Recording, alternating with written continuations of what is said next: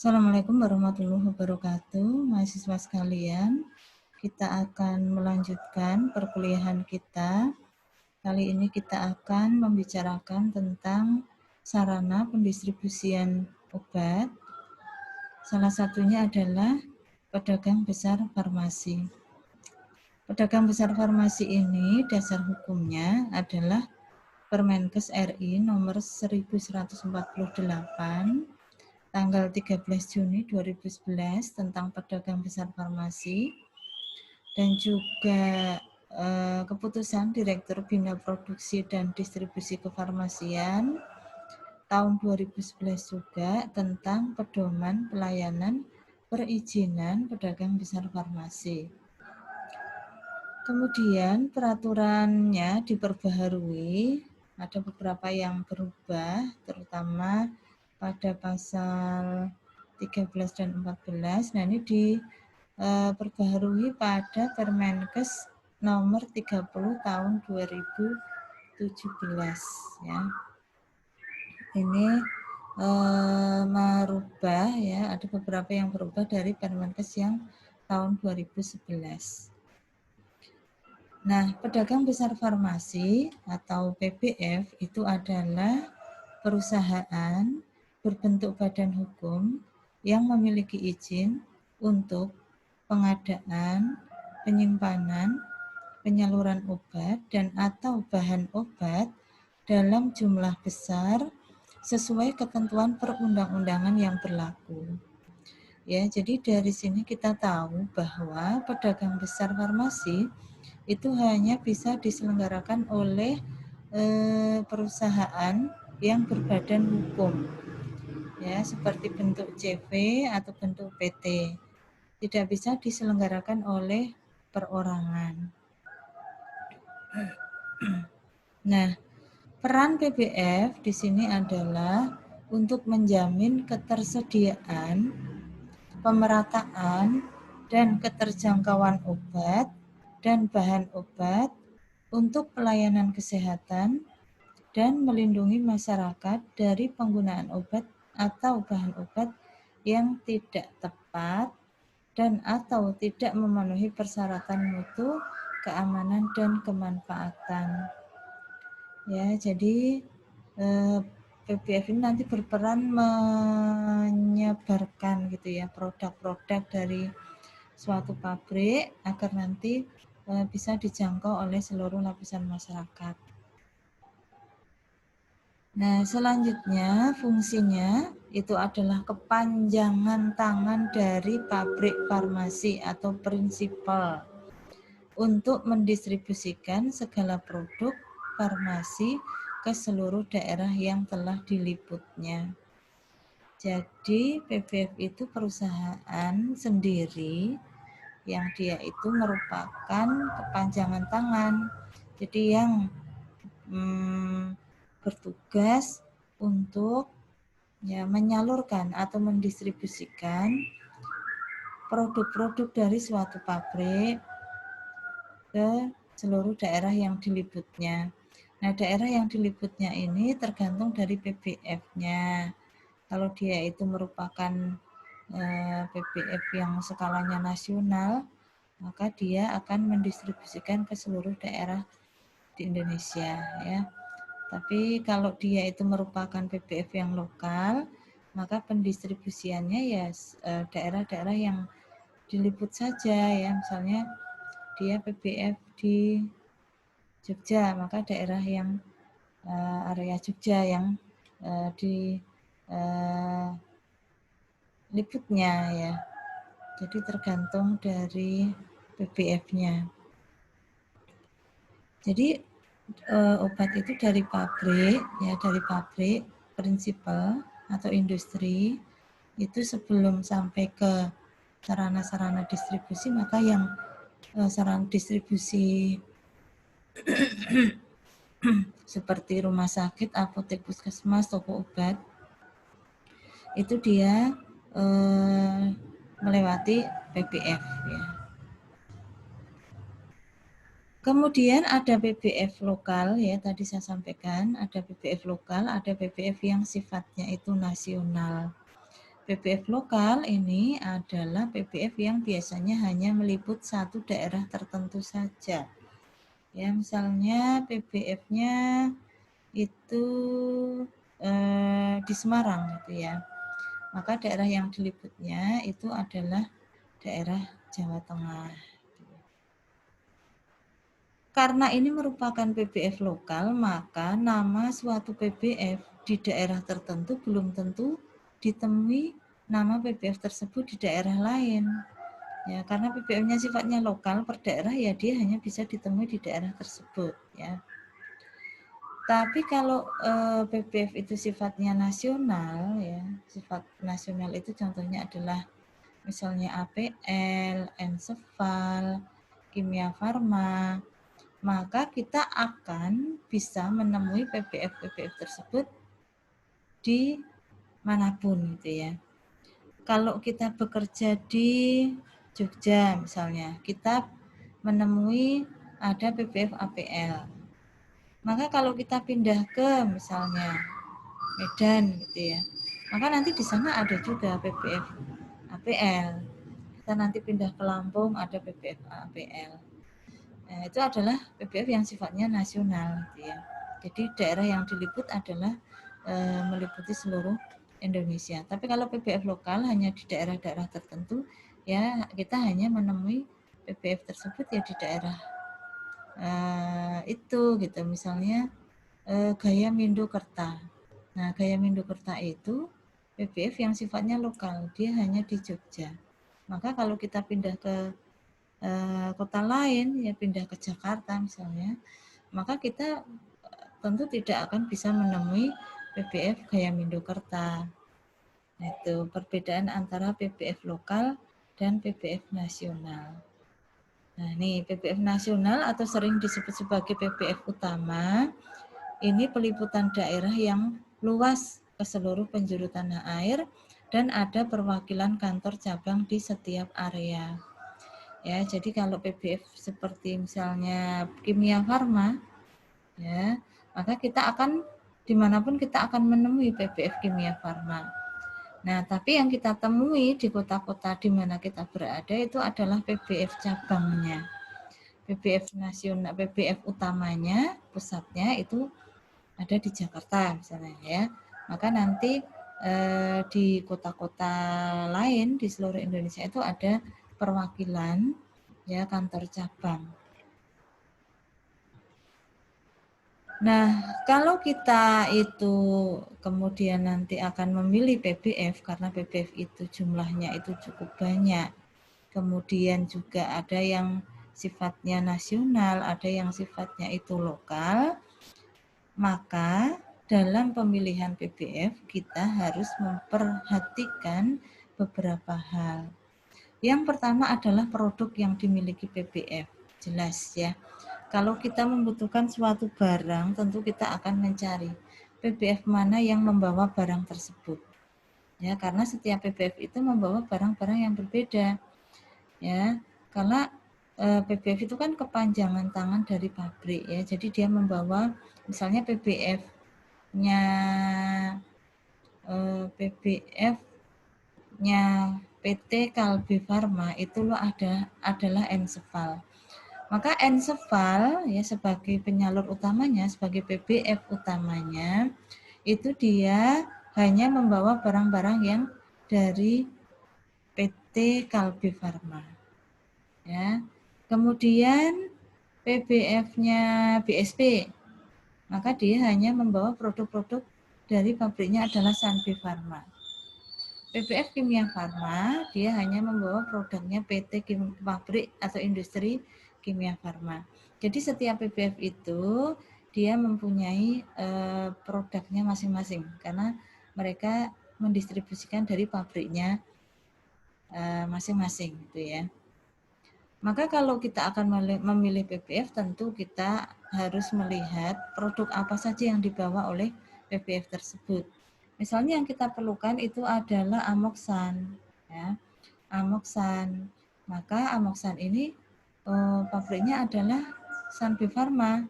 Maka yang kita pilih PPF-nya adalah BSP, karena nggak mungkin APL membawa amoksan, nggak mungkin ensefal membawa amoksan. Ya, amoksan hanya dibawa oleh PBF BSP. Kalau kita perlunya adalah kalmoksilin, ya, kalmoksilin, maka kalmoksilin ini pabriknya adalah Kalbi Farma. Produk-produknya Kalbi Farma itu yang mendistribusikan adalah PT Ensefal. Maka kalau kita perlu kalmoksilin, maka yang kita cari PBF-nya adalah PT Ensefal. Itu kemudian tanggapan PBF dan pelayanannya jelas ya, kita memilih suatu penyalur tentu melihat bagaimana PBF itu melayani kita ya, bagaimana kecepatan pengirimannya, bagaimana salesnya ya, apakah bisa di order via telepon ataukah harus salesnya datang ke apotek. Nah itu termasuk hal-hal yang harus kita pertimbangkan. Kemudian citra dan reputasi PBF ya. PBF-nya itu pengirimannya bagus ya, punya reputasi yang baik, punya nama baik gitu ya. PBF itu salesnya ramah gitu ya. PBF itu jangka waktu pembayarannya itu bisa lama ya, sebulan ya, maka dia akan memberikan citra yang baik ya, sehingga nanti bisa menjadi pertimbangan kita untuk memilih PBF tersebut. Kemudian sikap, pelayanan, dan kemampuan salesman PBF ya. Nah, salesnya itu orangnya ini rajin datang ke apotek ya. Atau salesnya itu rapi, salesnya itu ganteng, cantik misalnya. Itu nanti jadi pertimbangan juga ya. Kemudian pengiriman. Oh, pengirimannya cepat. Oh, pengirimannya lambat. Ya. Oh, pengirimannya sesuai dengan jadwal. Nah, itu tentu yang kita pilih ya, PBF yang pengirimannya itu yang paling sesuai dengan keinginan kita ya. Pengiriman sesuai tepat waktu, pengirimannya cepat ya. Itu tentu yang kita pilih. Kemudian sifat dan penampilan salesman ya. Salesmannya masih muda ya, cantik ya, ganteng, atau salesmannya sudah tua ya, penampilannya enggak rapi. Nah itu kan kalau kita di apotek didatangi sales kan tentu ini ya, milih gitu ya. Oh ini salesmannya baik ya, penampilannya rapi, cantik, ganteng, maka kita pilih misalnya. Kemudian jaminan PBF atas produk yang dijual ya, jaminannya apakah nanti gimana ini barangnya kalau nanti diterima tidak sesuai kondisi, apakah bisa dikembalikan. Kalau kemudian nanti kadaluarsa, apakah bisa dikembalikan. Apakah produknya ini benar-benar asli dari pabriknya atau tidak. Nah itu tentu menjadi pertimbangan dalam pemilihan PBF. Kemudian kemudian bertransaksi ya. Ada PBF yang sulit ya. Ketika kita butuh barang, order tidak bisa kemudian lewat telepon ya. Harus menunggu PBF salesnya datang ke apotek. Nah, ini tentu akan mempersulit. Sementara barang yang kita perlukan itu segera ya. Kemudian diskon dan bonus jelas ya, kita memilih tentu barang-barang yang diskonnya besar, yang bonusnya besar. Kemudian informasi dan lokasi PBF dengan apotek ya. Lokasi PBF ini nanti akan menentukan cepat atau lambatnya barang tersebut dikirim. Kalau lokasinya itu luar kota, tentu nanti barang yang dikirim tidak bisa cepat. Kalau kita perlu barangnya cepat, maka kita mencari PBF yang lokasinya dekat. Kemudian hubungan jangka panjang yang telah terjalin ya. Bagaimana kerjasama selama ini? Apakah berjalan dengan lancar? Pengiriman barang selalu tepat waktu, kemudian pembayaran selalu sesuai ya. Ketika kita bayar ya segera itu tercatat bahwa kita sudah membayar, karena kadang-kadang kita melakukan pembayaran terhadap suatu faktur itu belum tentu itu uang itu kemudian nanti sudah langsung sampai ke PBF ya. Apalagi kalau dulu-dulu itu kebanyakan pembayaran itu lewat sales ya.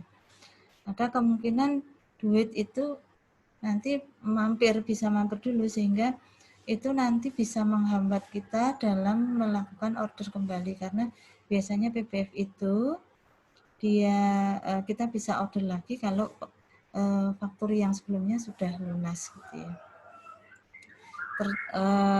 Jangka waktunya beda-beda, ada yang 1 minggu, ada yang 2 minggu, ada yang 1 bulan, ada yang 3 minggu.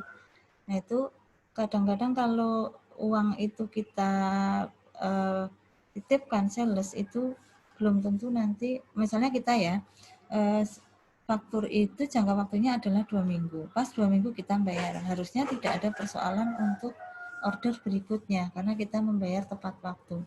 Tapi kadang-kadang uang itu tidak sampai ke PPF sehingga kemudian kita tercatat bayarnya terlambat ya, sehingga kita tidak diperkenankan untuk order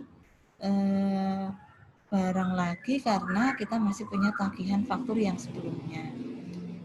Nah itu seperti itu akan mempengaruhi gitu ya. Kalau salesnya seperti itu, tentu hubungan kita dengan PPF tersebut kan menjadi kurang baik ya, sehingga kepercayaan kita terhadap PPF tersebut juga kurang baik ya, sehingga mau order ke PPF tersebut tentunya juga mikir-mikir. Kemudian faktor harga jelas, kalau kita memilih penyalur tentu mencari harga yang paling murah ya. Diskon yang paling besar, bonus yang paling banyak. Kemudian faktor pembayaran ya, faktor pembayaran ini, jadi pembayaran itu kan ada beberapa macam, ada pembayaran cash, ada pembayaran yang tempo ya, ada yang COD. Nah tentu yang kita pilih pembayaran yang sistemnya bagaimana ya. Kalau COD tentu banyak yang kurang suka itu ya. Kredit, maunya kredit dan kreditnya jangkanya lama gitu ya, maka PPF yang memberikan kredit jangka yang paling lama yang kita pilih kalau kita hanya berdasarkan faktor pembayaran. Kemudian batas nilai pemesanan atau kredit limit ini adalah nilai minimal faktur ya, kita sering menyebutnya sebagai nilai minimal faktur ya. Oh PPF ini minimal fakturnya 100.000. Oh PPF ini nilai minimal fakturnya 50.000. Oh PPF ini nilai minimal fakturnya 300.000.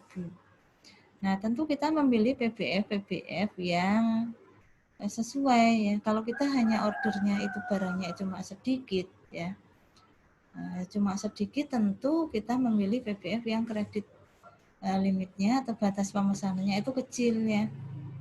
Kalau kita memilih yang gede, misalnya yang kredit batas nilai pemesanannya 300.000, sementara yang akan kita order itu adalah misalnya hanya Paramex 1 box, kemudian Insa 1 box, dan totalnya itu tidak mencapai 300.000, maka tentu kita jadi mencari barang yang lain yang sebenarnya kita nggak perlu, hanya untuk menutup batas minimal pemesanan.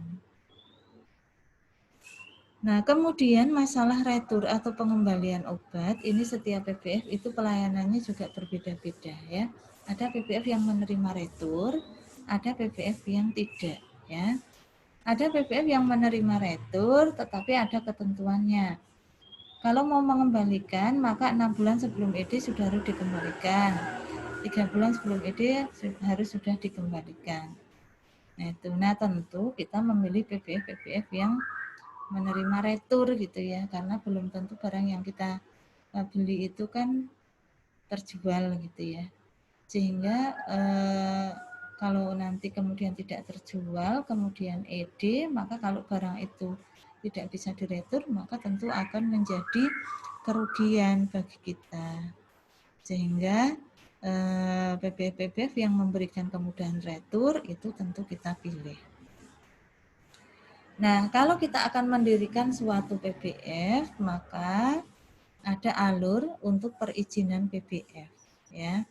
Nah, perizinan PPF ini jenisnya ada 3 macam. Ada yang izin baru, ini adalah izin untuk pertama kalinya PPF itu didirikan, ya. Kemudian ada izin perubahan gitu ya, pengajuan perubahan izin dikarenakan ada beberapa perubahan seperti penggantian penanggung jawab, kemudian perubahan alamat kantor atau gudang, kemudian pindah gitu ya, pindah alamat kantor atau gudangnya, kemudian perubahan nama, PBF Kimia Farma diubah menjadi PBF misalnya gitu ya, kan berubah nama, maka izinnya itu harus baru ya, diperbaharui. Penambahan gudang, misalnya ada gudang tambahan di mana, maka itu izinnya juga jadi berubah gitu ya. Kemudian ada juga perpanjangan izin. Nah, perpanjangan izin ini dilakukan apabila memang batas waktu izin PBF tersebut berakhir. Izin PBF itu berlaku 5 tahun. Setelah 5 tahun dapat diperbaharui. Nah, itu namanya izinnya sifatnya adalah perpanjangan izin. Nah, kemudian kalau akan mendirikan PBF, maka ini ada beberapa persyaratan. Yang pertama tadi disampaikan di awal bahwa PBF itu adalah perusahaan berbentuk badan hukum. Nah, ini berbentuk badan hukum itu bisa berupa perseroan terbatas atau PT ya, atau koperasi ya. Jadi tidak bisa didirikan oleh perorangan. Kemudian memiliki nomor pokok wajib pajak NPWP. Ini kalau sudah membentuk misalnya PT gitu ya, atau membentuk koperasi, kemudian nanti mengurus NPWP, kemudian harus punya apoteker penanggung jawabnya, ya, apoteker penanggung jawabnya. Kemudian komisaris atau dewan pengawas dan direksi ya perusahaan di PT tersebut ya. Komisarisnya, dewan direksinya, pengurusnya, itu dia tidak pernah terlibat baik langsung maupun tidak langsung dalam pelanggaran peraturan perundang-undangan di bidang farmasi. Nah, harus ada pernyataan bahwa jajaran direksinya dari PT tersebut itu tidak pernah melakukan pelanggaran peraturan perundang-undangan di bidang farmasi. Kemudian menguasai bangunan dan sarana yang memadai untuk dapat melaksanakan pengadaan, penyimpanan, dan penyaluran obat, serta dapat menjamin kelancaran PBF dalam pelaksanaan tugas dan fungsinya. Ya. Jadi harus punya bangunan, harus ada kantornya, harus ada gudangnya, gitu ya, yang sesuai dengan peraturan. Menguasai bangunan dan sarana itu berarti bukan berarti dia harus memiliki bangunan tersebut ya. Tidak ada keharusan itu merupakan suatu bangunan milik perusahaan itu sendiri, enggak. Tapi menguasai bangunan dan sarana itu bisa sewa, itu bisa ya. Dibuktikan dengan surat kontrak gitu ya. Kemudian menguasai gudang sebagai tempat penyimpanan dan perlengkapan yang dapat menjamin mutu serta keamanan obat yang disimpan. Ya, harus punya gudang yang memadai. Ya, mempunyai gudang yang dia itu memenuhi persyaratan CDOB atau cara distribusi obat yang baik ya.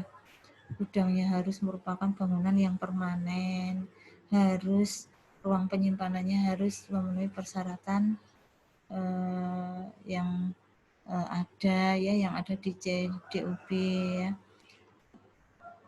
Apa namanya, gudangnya harus bisa menjamin mutu barang yang disimpan di situ tetap sesuai dengan ketika barang itu dihasilkan oleh pabrik. Ya.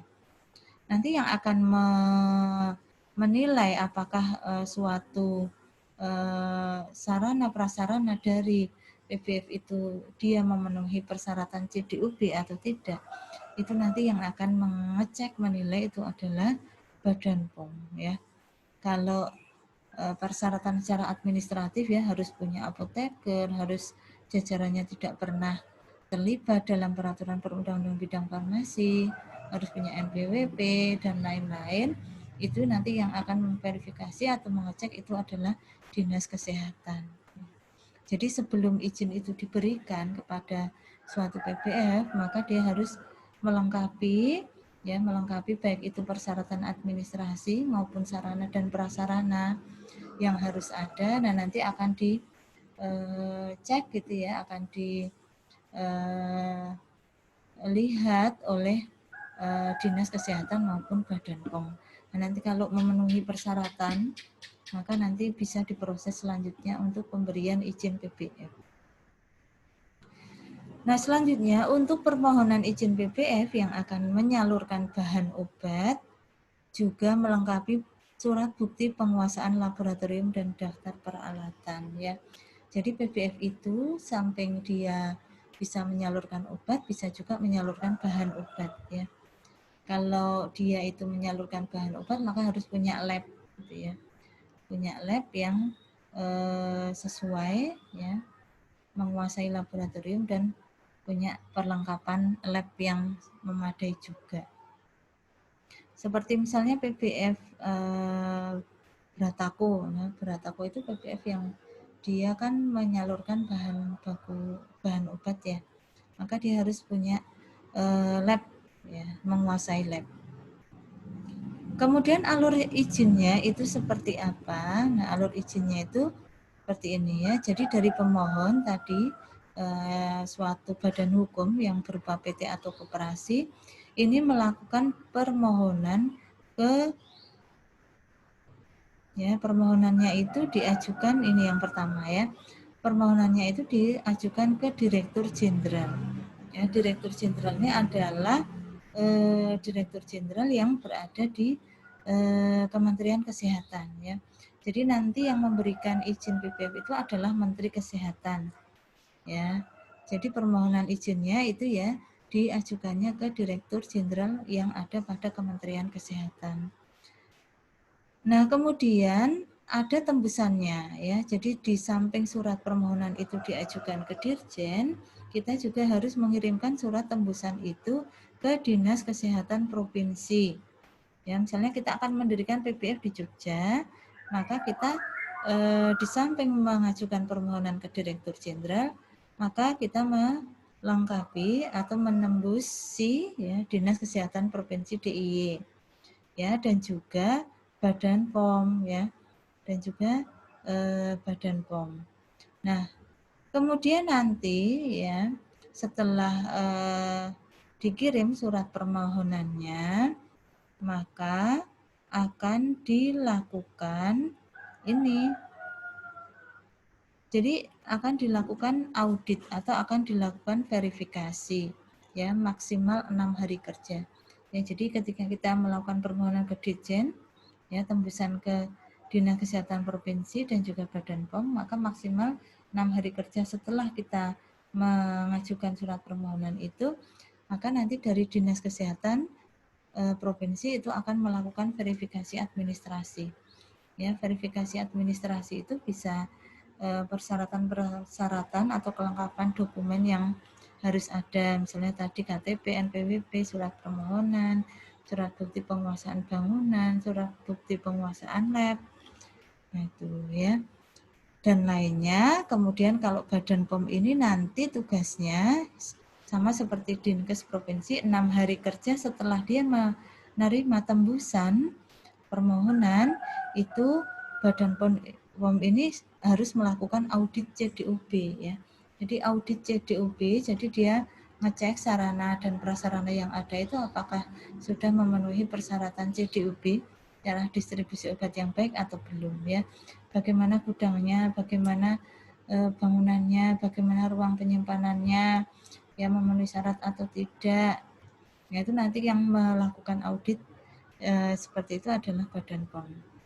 Nah, setelah dilakukan verifikasi administrasi dan juga audit CDOB, maka nanti dari Dinas Kesehatan Provinsi maupun Badan POM ini maksimal 1 minggu itu dia harus melaporkan ke Dirjen, ya. Jadi melaporkan ke Dirjen. Kalau Dinas Kesehatan Provinsi ini nanti bentuk dia melaporkan ke Dirjen dan memberikan rekomendasi gitu ya. Maksudnya begini, oh secara kelengkapan dokumen calon PBF ini dia sudah melengkap gitu ya, secara administratif dia sudah lengkap. Maka Dinas Kesehatan Provinsi ini kemudian memberikan rekomendasi. Ya, oh ini boleh ya, ini diizinkan untuk diberi izin gitu ya. Dia merekomendasikan kepada Dirjen untuk memberikan izin karena secara administrasi sudah memenuhi syarat. Kalau Badan POM ini dia merekomendasikan setelah dia ngecek tadi ya, kelengkapan CDUB-nya memenuhi syarat atau tidak. Kalau dia memenuhi syarat, maka maksimal 1 minggu setelah dia melakukan audit, itu dia kemudian akan mengeluarkan surat rekomendasi. Ya. Oh, secara kelengkapan sarana dan prasarananya PT ini sudah sesuai dengan CDUB, maka dia kemudian merekomendasikan untuk diberi izin ya. Atau oh ternyata masih ditemukan banyak kekurangan yang harus dilengkapi, maka dia rekomendasinya bukan memberi izin tapi rekomendasi untuk ditunda dulu gitu ya. Atau oh ternyata tidak sesuai antara pengajuan dengan kenyataannya, maka dia memberikan rekomendasi untuk ditolak saja. Nah itu. Nah, setelah menerima rekomendasi dari Dinas Kesehatan Provinsi maupun Badan POM, maka Dirjen ini nanti kemudian akan memberikan keputusannya. Nah, keputusannya bagaimana? Bisa saja izin itu diberikan, ya kalau memang dia sudah memenuhi syarat baik secara administratif maupun secara CDUB, ya. Atau izin itu ditunda, ya karena ternyata ada kelengkapan yang harus dilengkapi terlebih dahulu, ya ada beberapa hal yang belum sesuai, maka yang dikeluarkan adalah surat penundaan. Bisa juga surat ditolak gitu ya, apabila memang pengajuannya ternyata tidak sesuai, maka izinnya ditolak. Nah, itu alurnya adalah seperti itu. Nah, ini alur itu, ini yang saya jelaskan tadi, ini nanti bisa dibaca di slide berikutnya ini ya. Jadi paling lama 66 hari ya. Maka melakukan audit paling lama 6 hari, maka melakukan cek kelengkapan administrasi. Nah, 6 hari setelah melakukan pengecekan, maka kemudian mengeluarkan rekomendasi, dan setelah ada rekomendasi dari Badan POM maupun dari Dinas Kesehatan, maka paling lama 12 hari kerja ya. Paling lama 6 hari sejak diterima rekomendasi, maka Direktur Jenderal itu nanti dia kemudian akan mengeluarkan izin gitu ya, mengeluarkan keputusannya apakah diberi izin, ditunda atau ditolak. Nah, kalau tidak ada ya, tidak ada tidak ada pemeriksaan misalnya ya, pemohon dapat membuat surat pernyataan siap melakukan kegiatan kepada Direktur Jenderal dengan tembusan kepada Balai POM dan Kepala Dinas Kesehatan Provinsi. Ya, jadi kalau misalnya kok tidak ada pemeriksaan yang dilakukan oleh dinas ataupun pemeriksaan yang dilakukan oleh Badan POM sejak dia mengajukan itu, maka calon PBF ini bisa membuat surat pernyataan siap untuk melakukan kegiatan ke Dirjen POM. Nah, maksimal 12 hari kerja sejak diterima surat pernyataan tersebut, maka Dirjen itu sudah harus menerbitkan izin PBF. Nah, Direktur Jenderal ini adalah Direktur Jenderal pada Kementerian Kesehatan yang tugas dan tanggung jawabnya itu di bidang pembinaan kefarmasian dan alat kesehatan. Nah, ini wajib ya izinnya, dan izin itu berlaku 5 tahun dan dapat diperpanjang sejak memenuhi persyaratan. Saya cut dulu ya untuk kuliahnya, saya lanjutkan ke video berikutnya.